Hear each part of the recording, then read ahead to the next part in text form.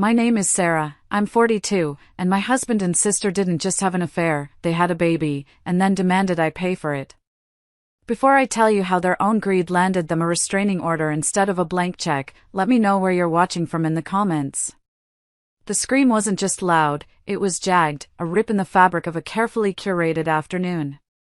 It tore through the serene, minimalist calm of my architectural firm's office, a space defined by muted grays, clean glass, and the quiet, focused hum of creativity. That scream was a splash of ugly, violent color on a monochrome canvas. You're selfish, Sarah. You're ruining this family. It was my mother. Of course, it was my mother. Her face, framed by the sleek glass doors of the entrance, was blotchy and contorted, a mask of righteous fury that I knew better than my own reflection. For a heart-stopping moment, the entire office froze. Fingers hovered over expensive keyboards. The gentle scratching of a stylus on a tablet ceased. A junior designer, mid-sip of his latte, held the cup suspended in mid-air. Then, the whispers started, a low, rustling sound like dry leaves skittering across pavement. All eyes, pitying, curious, horrified, were on me. I stood by my desk, a blueprint for a new city library unrolled before me, my heart hammering a steady, cold rhythm against my ribs. I had spent a lifetime learning to build walls, to compartmentalize, to present a placid surface to the world no matter the storm raging beneath. I did not give them the satisfaction of a reaction. I just stood, silent and still. My colleague, Jessica, bless her fiercely loyal soul, was already moving before I could even blink. She didn't make a scene. She just glided towards the entrance, her voice a low, soothing murmur against my mother's escalating shrieks about duty and family and my cold, cold heart. "Ma'am, this is a private office. Let's find a better place to have this conversation," Jessica said, her hand gently but firmly on my mother's elbow. She guided her toward the elevators, a picture of professional grace in the face of unhinged chaos. The last thing I heard before the elevator doors slid shut was a final, wailing accusation, "She's trying to destroy us." The silence she left behind was profound, heavier than any sound. It was filled with the unspoken questions of my colleagues. I slowly walked back to my desk, the feeling of 100 pairs of eyes burning into my back. But I wasn't looking at them. I wasn't even looking at the library blueprint anymore. My gaze was fixed on my computer screen, on an email I'd received that morning. The sender was my lawyer, Mrs. Thompson. The subject line read, "Violation of cease and desist order." A tiny, bitter smile touched my lips. This public humiliation, this desperate, ugly tantrum, it wasn't the end. It was the linchpin. It was the final, beautifully wrapped gift they had unknowingly handed me. It was the beginning of their end. They just didn't know it yet. To understand how a mother could scream at her daughter in a public place, you have to understand my family's peculiar solar system. My younger sister, Emma, was the sun, brilliant, demanding, and hot to the touch. Everything and everyone in our family orbited her, drawn to her gravitational pull of manufactured drama and perpetual need. And I was Pluto, a distant, forgotten moon, only noticed when I momentarily blocked her light or failed to reflect it back at the proper angle. It had always been this way. The memory that defines it all for me is from when I was 10. I had my heart set on a professional drafting set, a serious tool with German-engineered compasses and rulers, not a toy. I'd saved my allowance for months. That same week, Emma, in a fit of pique because she wasn't allowed a second piece of cake, threw a book across the living room. It missed the sofa and shattered a porcelain bird, a delicate, hand-painted piece that was my grandmother's, a small part of our family's already small inheritance. The aftermath was a masterclass in our family's dynamics. Emma cried, great, heaving sobs of performative remorse. My mother cooed over her, stroking her hair. "Oh, my poor baby, you didn't mean it." My father sighed, looking not at the shattered heirloom, but at me. "You should have been watching her, Sarah." At my birthday party a few days later, Emma unwrapped a brand new, obscenely expensive doll, a reward for feeling so terribly sad about the bird. I received a practical, beige sweater. When my face fell, my Aunt Carol, my mom's sister and chief enforcer of the family narrative, swooped in. "Come on now, Sarah," she said, her voice cloyingly sweet as she patted my shoulder. "Emma's the baby. She doesn't know any better. You're the older one, you have to be the bigger person." It was the family mantra, the invisible ink on the contract I never signed. I learned my lesson. You couldn't fix a rigged system, you could only leave it. I moved out at 18, put myself through college with a patchwork of scholarships and waitressing jobs, and clawed my way into the competitive world of architecture. I poured every ounce of my being into my career, into building a life so stable, so serene, that the gravitational pull of my family's chaos couldn't touch it. I designed and built my own house, a sanctuary of clean lines, natural light, and quiet spaces. I married David, a man who seemed kind, steady, and blessedly normal. For over a decade, it worked. My contact with my family was a carefully managed trickle, polite holiday calls, emotionless birthday cards. I had peace. It was a fragile peace, but it was mine. Then, about a year ago, the phone rang. It was Emma, sobbing hysterically. Her latest boyfriend had decamped, she was drowning in credit card debt, she hated her job. It was the same story I'd heard a dozen times before, just with different names. But this time, she added a new verse. "I miss you, Sarah," she cried, her voice thick with practiced misery. "I miss my big sister. Mom and Dad miss you, too. We were wrong to let you drift away. We just want our family back." Against every instinct honed by years of self-preservation, a stupid, traitorous flicker of hope ignited in my chest. Maybe people could change. Maybe, after all this time, they finally saw me. I let her in. I invited her over for dinner, introducing her to David. He was the epitome of kindness, listening to her woes with a sympathetic ear. "We should help her out," he said to me later that night as we cleaned up.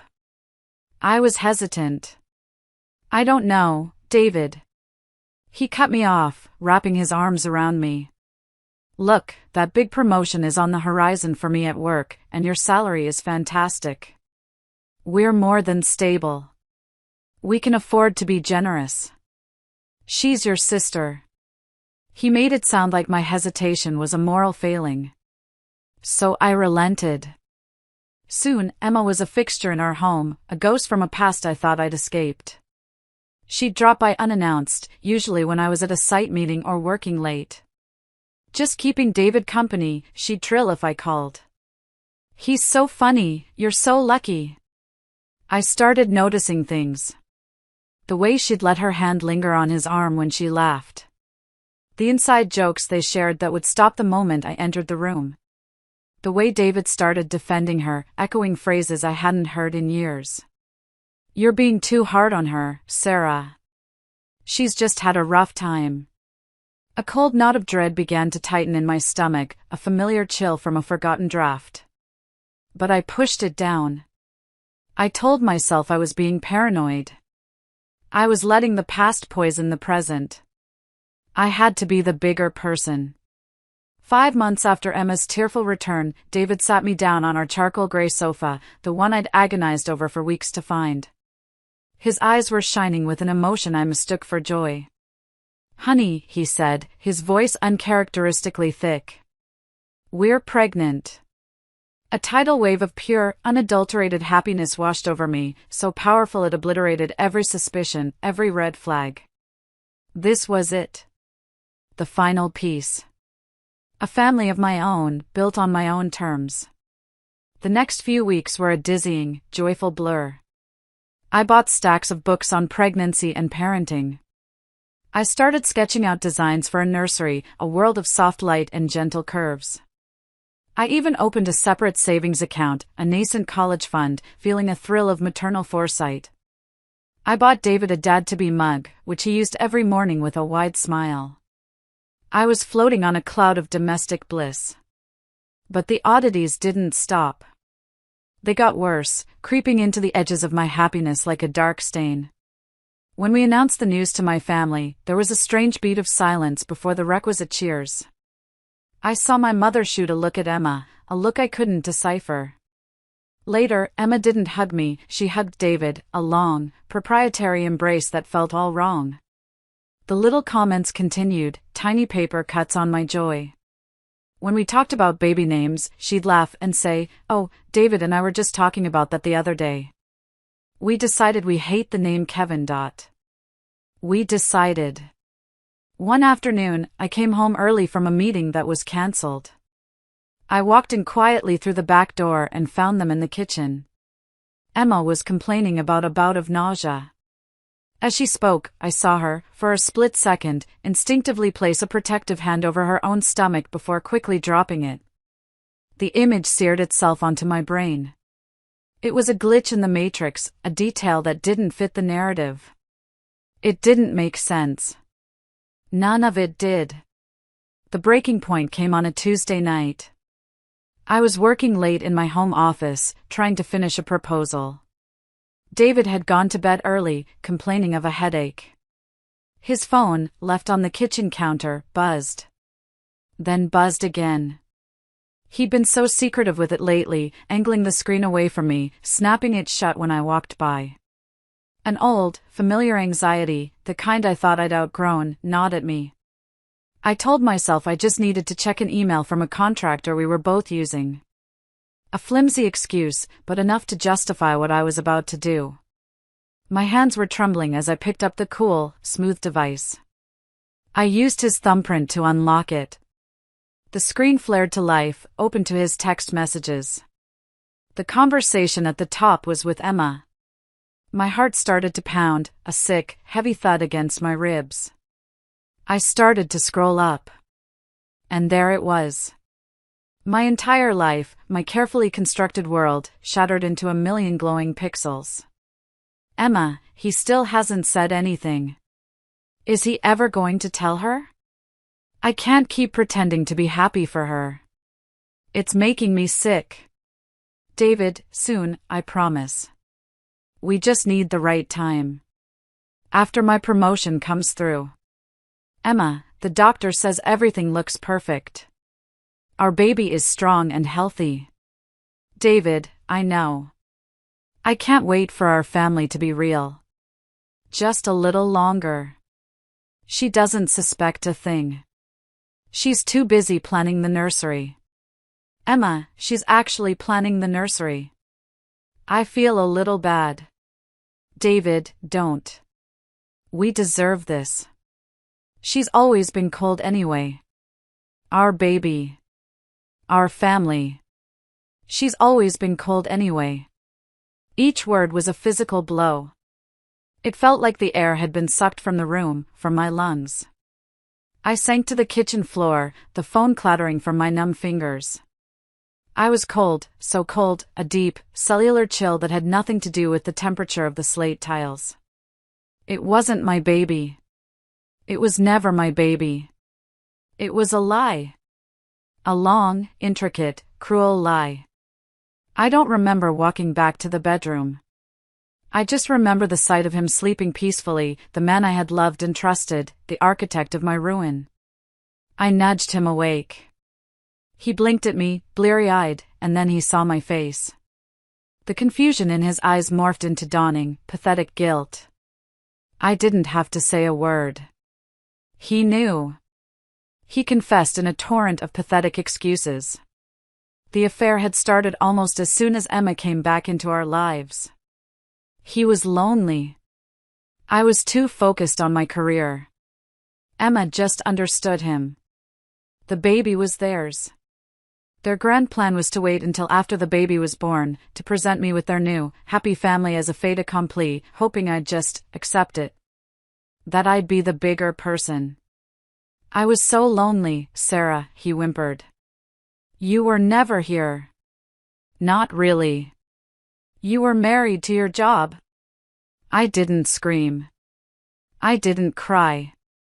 I felt nothing but a terrifying, hollow void where my heart used to be. I turned, walked into our walk-in closet, the one I had designed with his and her sections, and pulled out a suitcase. As I packed, my movements were robotic. The last thing I did before walking out the door was call my mother. My voice was a monotone. I thought, with the last shred of naivete in my body, that this would be the betrayal so great that she would finally, for once, be on my side. I told her everything, the words spilling out in a flat, dead tone. There was a long, static-filled pause on the other end of the line. Then her voice came, not with shock or outrage, but with a weary, profound disappointment in me. Sarah, after everything Emma has been through in her life, you have to find it in your heart to forgive them. You must. Think of the baby. That innocent child is still your niece. It's your family. That's when the numbness finally cracked. I hung up the phone without another word. I drove, not to a friend's house, I couldn't bear their pity, but to the nearest anonymous airport hotel.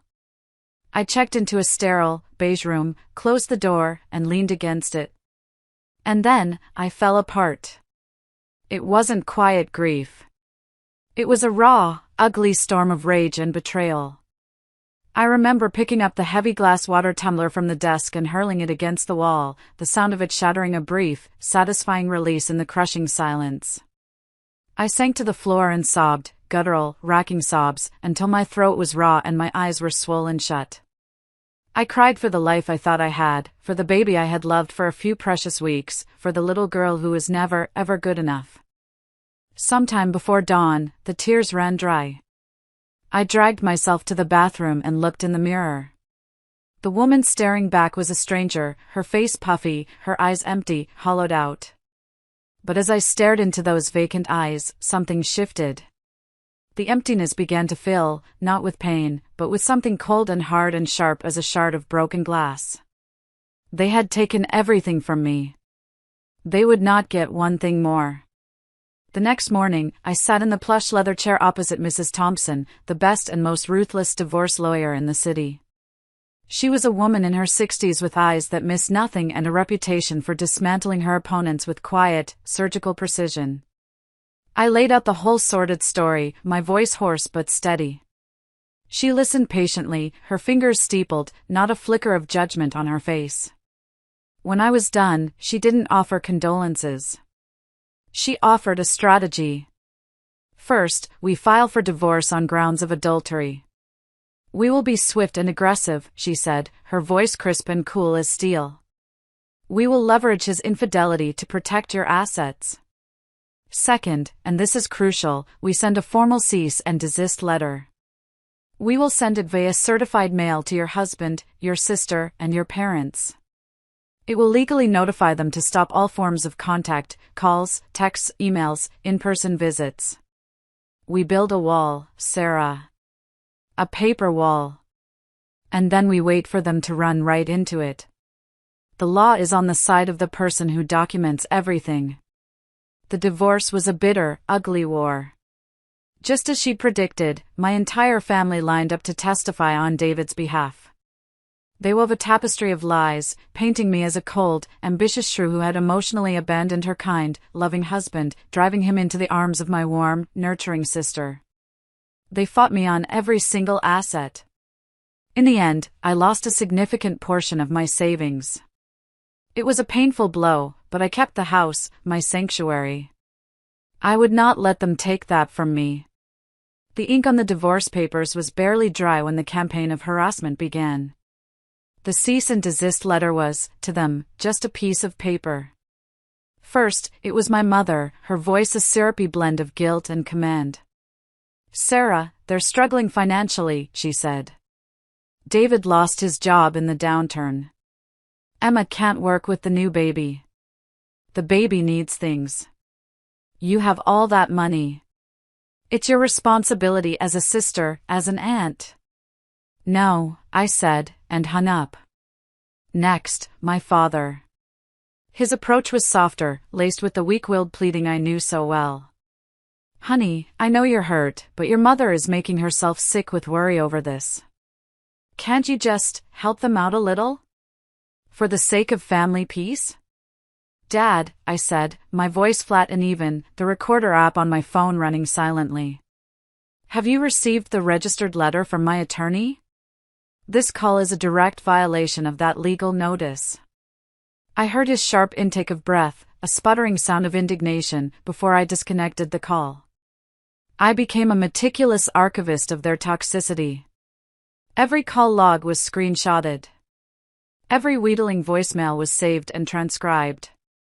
Every email from a distant relative acting as their flying monkey was forwarded to Mrs. Thompson with a simple note, "More for the file." I changed the locks, the satisfying, heavy thunk of the new deadbolt a small victory. I installed a security system, a silent guardian for my hard-won peace. I went to my bank and methodically separated every financial tie, closing joint accounts with a cold, clinical efficiency that felt like reclaiming parts of my own soul. I was building a fortress, brick by methodical brick. I thought the worst was over. Then came my mother's screaming match in my office, and the certified letter that arrived a week later. David was suing me. He was suing for additional alimony and financial support, claiming his circumstances had changed dramatically and that I had a moral and financial obligation to support him, his new partner, and their child. The courtroom was small, stuffy, and smelled of old paper and stale coffee. On one side of the aisle sat David, looking haggard and put upon, and Emma, clutching their now 6-month-old baby like a prop, a living, breathing appeal to sympathy. My parents sat behind them, their faces set in grim, supportive lines. They looked like a Norman Rockwell painting of a salt-of-the-earth family wronged by a cold, modern world. Their lawyer, a slick man with a voice as smooth as oil, delivered a moving opening statement. He painted a picture of a devoted father, laid off in a tough economy, and a new mother, struggling to make ends meet, all while their wealthy, vindictive ex-wife and sister sat on a mountain of money, her heart hardened by bitterness. He spoke of medical bills for the baby, of the rising cost of diapers, of a child who deserved a stable home. He mentioned my recent promotion and high salary as proof of my ability to provide. It was a masterful performance, designed to pluck the heartstrings of any compassionate observer. Then it was Mrs. Thompson's turn. She stood up, the picture of calm, controlled power. "Your Honor," she began, her voice resonating with quiet authority, "we will not be disputing my client's financial success. Ms. Evans is a highly successful architect. She built her career from nothing, through years of hard work and unwavering determination." She paused, letting her words hang in the tense air. "The question before us today is not whether my client can afford to pay. The question is why the plaintiff, after his profound and admitted betrayal, believes he is entitled to one more cent of her success." She began to cross-examine David. "Mr. Evans," she asked, her tone conversational, "did you or did you not receive a letter from my office, sent via certified mail, advising you to cease all contact with my client?" He shifted in his seat. "Yes, but a simple yes or no will suffice, Mr. Evans." "Yes. And yet you chose to initiate this lawsuit, an action that by its very nature forces contact with my client. Why is that?" David fumbled, "For my son, for his well-being." "The well-being you were so concerned with when you began an affair with his mother's sister?" Mrs. Thompson asked mildly. The other lawyer shot to his feet, shouting objection, but the damage was done. Next, it was Emma's turn. Mrs. Thompson was even gentler with her. "Ms. Evans, were you aware of this legal notice?" "Yes," Emma said defiantly. "And did you encourage your partner to proceed with this lawsuit, knowing it would violate that notice and cause your sister further distress?" "She owes us," Emma blurted out, her voice rising. "She has everything. It's not fair."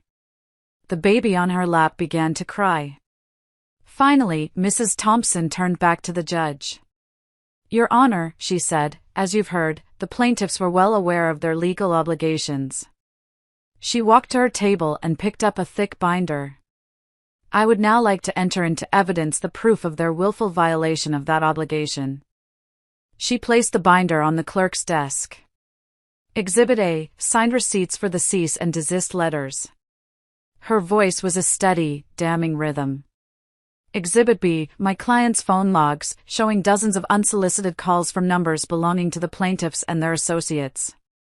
She placed another file down. Exhibit C, a sworn, notarized affidavit from my client's colleague, Ms. Jessica Riley, detailing a public and deeply distressing confrontation initiated by Mrs. Evans Sr. at my client's place of business. The pile was growing. Exhibit D, a certified transcription of a voicemail left by Mr. Evans Sr., directly violating the order. My family looked stunned, their faces paling. David was staring at the pile of evidence as if it were a venomous snake about to strike. And that brings us to today, Mrs. Thompson said, turning to face the judge directly. Her voice dropped, becoming clear and deadly serious. Your Honor, this lawsuit is not a good faith request for financial support. This lawsuit is Exhibit E. It is the culmination of a malicious campaign of harassment. When phone calls, emotional blackmail, and public humiliation failed to extort money from my client, they weaponized the court system itself. This lawsuit is the final, desperate act of harassment, and we thank the plaintiff for submitting it into evidence for our petition for a permanent restraining order against every single one of them. Silence. A thick, suffocating silence filled the room, broken only by the fretful whimpers of the baby. The trap had been sprung. And they had walked right into it, blinded by their own bottomless greed and entitlement. The judge, a stern-faced woman who I now saw had an air of profound weariness, slowly took off her glasses. She polished them with a cloth, her movements deliberate. Then she put them back on and looked at David, at Emma, at my parents. And for the first time, I saw a flicker of profound, cold indignation in her eyes. The judge's ruling was a masterwork of legal evisceration. She dismissed David's petition with prejudice, a legal term that meant he could never, ever file it against me again. She granted my request for a 5-year restraining order against David, Emma, and both of my parents, detailing the geographic and communication limits in painstaking detail. She finished with a scathing reprimand for wasting the court's time and resources on a frivolous, vindictive, and frankly, shameful suit. We walked out into the sterile brightness of the hallway, the courtroom doors closing behind us with a soft, final click. I felt light. As if a physical weight I'd been carrying for 30 years had just been lifted from my shoulders. For the first time in a year, I could take a full, deep breath. You must be so proud of yourself. It was Emma. Her face was a twisted mask of fury and disbelief, her earlier courtroom tears completely gone. You couldn't just let me be happy, could you? You were always jealous of me, ever since we were kids. I stopped and looked at her, really looked at her, and the last vestiges of sisterly connection I might have harbored dissolved into dust. I didn't see my sister. I saw a stranger, a sad, grasping woman who would forever blame others for the consequences of her own choices. And I felt nothing. No anger, no pain. Just a vast, quiet emptiness where my love and obligation for her used to reside. I don't think about you at all, Emma, I said, my voice soft but clear. Your happiness was never my responsibility. And now, thanks to your own actions, neither are you. I turned to walk away. My mother started forward, her mouth open to spew more venom, but my father, for the first time in his life, put a hand on her arm. He just shook his head, his shoulders slumped in utter defeat. As we reached the end of the hall, I heard the sound I had been subconsciously waiting for my whole life, the sound of their toxic universe finally collapsing in on itself. This was your idea? David's voice, shrill with panic and blame. My idea? Emma shrieked back, her voice echoing in the marble corridor. It was your fault for being so stupid and getting caught. You were supposed to handle it. The sound of their crumbling world was the last thing I ever heard from them. A year has passed. My house is my sanctuary again, but it's different now. It's not a fortress against the world, it's an open, warm space filled with light and the laughter of real friends. The restraining order was a clean cut, a surgical removal of a cancer I hadn't realized was metastasizing through my entire life. Last month, I celebrated winning the coveted Regional Architecture Prize for the library design, the one that was on my desk during my mother's meltdown. I hosted a small party, and my home was filled with my chosen family, Jessica, Mrs. Thompson, and the other friends who had stood by me. There was no drama, only joy. A few weeks ago, I started volunteering as a mentor for a nonprofit that helps young women launch their own businesses. My first mentee, a brilliant, fiery young graphic designer named Chloe, was telling me about her own family, how they constantly belittled her ambitions, urging her to get a safe job. "I just want to prove them wrong," she said, her eyes shining with a familiar, defiant light. I smiled, a real, easy smile. "Here's a secret," I told her, leaning forward. "The goal isn't to prove them wrong. You'll waste your whole life playing a game they designed, on a field they tilted. The goal is to build a life so full and so beautiful that their opinions become irrelevant background noise. Forgiveness, if you ever get there, is a gift you give yourself, not them. It's the act of putting down the poison so you can stop drinking it. But forgiveness never, ever means you have to open that door again." Last night, Jessica sent me a text. It was a screenshot from a mutual acquaintance's social media page. It showed a grainy picture of David and Emma and their toddler in what looked like a dreary, suburban backyard in a town I'd never heard of. The caption read, "So happy these two have found their footing after a tough year. #new beginnings." For a moment, I just stared at the picture of their faces. They looked tired. They looked ordinary. Then, without a flicker of emotion, I pressed delete. It was just noise from a distant galaxy. My life was finally quiet. This morning, I was out in my garden. It's my favorite place now, my hands in the earth. I spent a long time last spring pulling out all the bitter, stubborn weeds that had choked the flower beds for years, thistles of guilt, creeping vines of obligation. As I worked, I'd see their faces in the ugly, gnarled roots. But today, I was planting new seedlings, my hands covered in rich, dark soil. I pulled out one last, tenacious weed from around the base of a young peony, its green shoots tender but strong. I tossed it into the discard pile, a final act of clearing. The space around the new plant was clean, clear, and ready for growth. I stood up, brushing the dirt from my hands, and looked not at the ground, but toward the horizon. The sun was warm on my face. It felt like a new beginning. It felt like my own, quiet, unassailable peace. It felt like freedom. Thank you so much for listening to my story. It wasn't easy to share, but I truly hope it can help someone out there who feels trapped by obligations that are hurting them. My question for you is, have you ever had to make a hard decision to choose your own peace over a toxic family dynamic?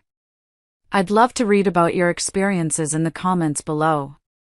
And if my story resonated with you, I'd be so grateful if you'd like this video and subscribe for more.